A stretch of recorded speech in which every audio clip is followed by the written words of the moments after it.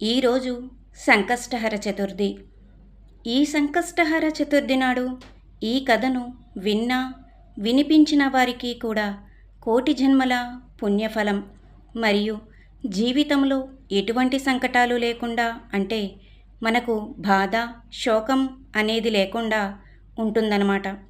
ఈ కథను వింటే సిరి సంపదలు కలుగుతాయి. మరి ఆ కథ ఏమిటో మనం ఈ వీడియోలో తెలుసుకుందాం. ముందుగా ఈ వీడియోకి ఒక లైక్ చేసి నా ఛానల్ని సబ్స్క్రైబ్ చేసుకోండి. నా ఛానల్ గ్రోత్కి సపోర్ట్ చేయండి. వెనుకటికో విప్రగృహిణి ఇంటి పని చేసేది, వండేది, వార్చేది, అందరికీ పెట్టేది, తాను సుష్టిగా తినేది. వీలు ఉన్నప్పుడల్లా ఏడుస్తూ ఉండేది. ఎందుకు ఏడుస్తున్నావా అమ్మా అని ఎవరైనా అడిగితే ఏడవడానికి కూడా కారణం ఉండాలా ఏమి అంటూ ఇంకాస్త ఎక్కువగా ఏడ్చేది. కొన్నాళ్ళకి ఇంట్లో వాళ్ళకి ఇరుగు పొరుగు వాళ్ళకి కూడా చిరాకొచ్చింది. కారణం చెప్పకుండా ఏడిస్తే కాళ్ళు విరగ్గొడతామని హెచ్చరించారు. అందుకు భయపడి ఆ బ్రాహ్మణ ఇల్లాలు ఊరి చివరి చిట్టడవికెళ్ళి అక్కడ కూర్చుని ఏడవసాగింది. ఆ దారిన వెళుతున్న ఒక రాక్షసుడు ఆమెను పలకరించి విషయం తెలుసుకుని, ఇంతే కదా, ఇంటికెళ్ళి మీ అబ్బాయి ప్రక్కలో ఓ త్రాచుపాముని పెట్టు, అది కరుస్తుంది, నీ కొడుకు చనిపోతాడు. ఆ ఒక్క కారణంతో సంవత్సరికాలు పెట్టి సూతకం పోయేదాకా ఏడాది పొడుగునా ఏడ్చుకోవచ్చునని సలహా చెప్పి వెళ్ళిపోయాడు. విప్రమహిళకు ఆ మాటలు నచ్చాయి. ఇంటికెళ్ళి కొడుకు పక్కలో ఒక తాచుపాముని పెట్టింది. కొడుకు అలా చావగానే ఏడుపు మొదలు పెడదామని కాసుకుని కూర్చుందామె.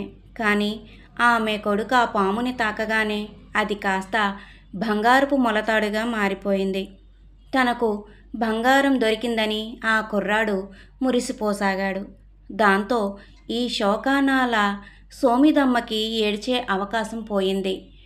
కొడుకుకి బంగారం దొరికితే ఏడవకూడదు కదా అని, పోని పాము సంగతి చెబితే తన మీద హత్యానేరం పడుతుంది కదా, అందువల్ల మళ్ళా అడవికెళ్ళి ఏడుస్తూ కూర్చుంది.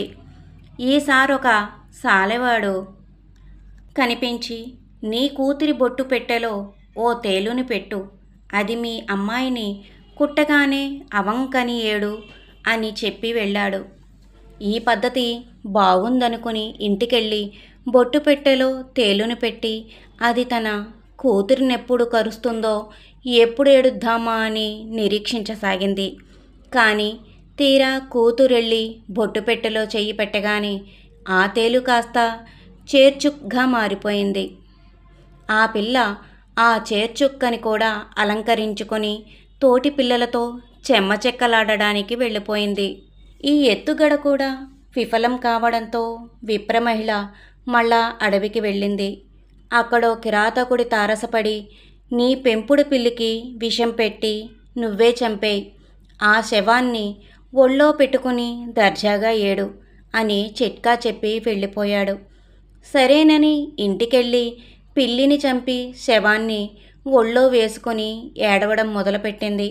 అందరూ పొగడి, ఎందుకమ్మా ఏడుస్తున్నావు అని అడిగితే నా పిల్లి చచ్చిపోయిందని చెప్పింది. ఆమె అలా చెప్పిందో లేదో ఇంతలోనే పిల్లి లేచి నేనేం చావలేదులే అనేసి తుర్రున పారిపోయింది. అరక్షణం తెల్లబోయి మళ్ళా అడవికెళ్ళి బోరు బోరున ఏడుపు మొదలుపెట్టింది.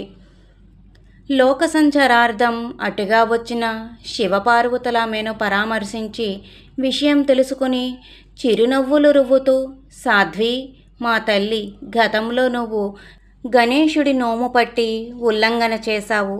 నోము పట్టినందువల్ల సిరి సంపదలు ఉల్లంఘన చేయడం వల్ల ఇలా అకారణ శోకము కలిగాయి. నువ్వు తిరిగి ఆ నోము పట్టి విధి విధానంగా ఉద్యాపనం చేసుకుంటే సిరి సంపదలు పెరిగి ఈ కారణం లేని కన్నీళ్లు వ్యాధి తగ్గుతుంది అని ఉపదేశించారు. అంతటితో జ్ఞానోదయమైన ఆమె ఇంటికి వెళ్ళి గణేశుడి నోము పట్టి ఉద్యాపన చేసుకుని జీవితాంతం శోకమనేది లేకుండా సుఖంగా వర్ధిల్లింది. నోము పట్టలేని వారు కథ విని అక్షింతలు వేసుకున్న గణేశుడి అనుగ్రహం కలిగి సిరి సంపదలు ప్రాప్తిస్తాయి.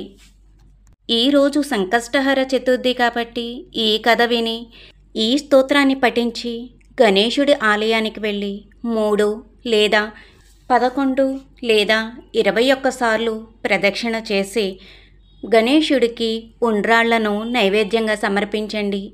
మీరు కోరిన కోరిక సిద్ధిస్తుందని భావన. నారద ఉవాచ ప్రణమ్య శిరసా దేవం గౌరీపుత్రం వినాయకం భక్తావాసం స్మరే నిత్య మాయుః కామార్థసిద్ధయే ప్రథమం వక్రతుండం చ ఏకదంతం ద్వితీయకం తృతీయం కృష్ణపింగాక్షం గణవక్త్రం చతుర్థకం లంబోదరం పంచమం చ షష్టం వికటమేవ చ సప్తమం విఘ్నరాజం చ ధూమ్రవర్ణం తదాష్టమం నవమం ఫాలచంద్రం చ దశమం తు వినాయకం ఏకాదశం గణపతిం ద్వాదశం తు గజాననం ద్వాదశైతాని నామాని త్రిసంధ్యం యః పఠేన్నరః న చ విఘ్నభయం తస్య సర్వసిద్ధికరం ప్రభో విద్యార్థి లభతే విద్యాం ధనార్థి లభతే ధనం పుత్రార్థి లభతే పుత్రా మోక్షార్థి లభతే గతిం జపేత్ గణపతి స్తోత్రం షడ్భిరాస్మై ఫలం లభేత్ సంవత్సరేణ సిద్ధిం చ లభతే నాత్ర సంశయః అష్టభ్యో బ్రాహ్మణేభ్యశ్చ లిఖిత్వా యః సమర్పయేత్ తస్య విద్యా భవేత్ సర్వా గణేశస్య ప్రసాదతః.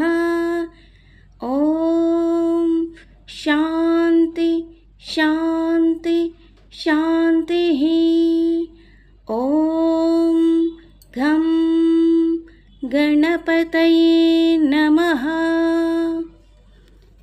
భక్తి శ్రద్ధలతో ఈ కథను విని ఈ స్తోత్రాన్ని పఠిస్తే గణేశుని అనుగ్రహం ఎల్లప్పుడూ మీకు కలుగుతుంది.